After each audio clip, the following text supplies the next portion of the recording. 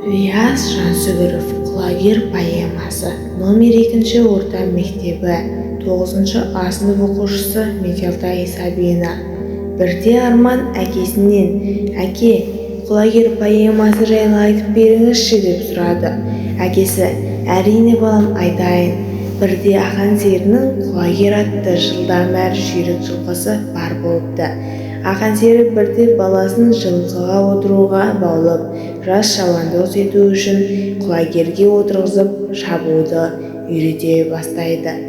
Ыбан ұзақ дайындала бастады. Күн демей, түн демей 3 жыл тоқтамастан дайындалды. Арада 3 жыл өткен соң елде үлкен бәйге өтеді. Ақан сері Ыбан мен құлагерді алып бәйгеге жол тартады. Бәйгеге жеткен сәтте сол жердің мықты сыншылары құлагерді сынайды. Бірақ құлагер тек мақтау естиді. Оны көрген Батыраш қызғанышпен қарап тұрады. Сол күні кешке Батыраш адамдарына құлагерді өлтіруді тапсырады. Құлагер бәйге бастала салысымен көш бастап шығатынын естіген Батыраш дәл осы нәрсені ойластырған еді. Құлагер бәйге бастала салысымен көш бастап келе жатқан кезде құлагерге қастандық жасалады деген ой Батыраштың миында бар болып шығады. Құлагердің мерт болғанын естігенде Ақан серінің ауылдан кететінін Батыраш баяғыдан ойластырған екен. Бір сәтте құлагерге қастандық жасалынады. Құлагермен бірге бала да құлайды. Бала бірден орнынан тұрып құлагердің жағдайын қарайды.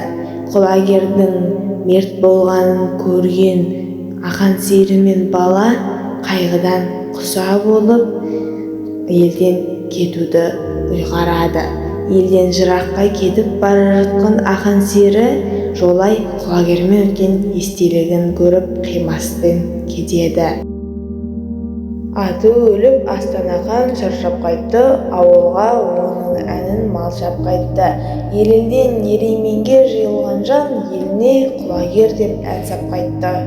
Сонда Арман: «Әке, неге құлагерді олай қастандықпен өлтірді?» деп сұраған кезде әкесі: «Ол сәтте қызғаныштықпен адам не істегенін өзі біле алмаған ғой» деп айтады.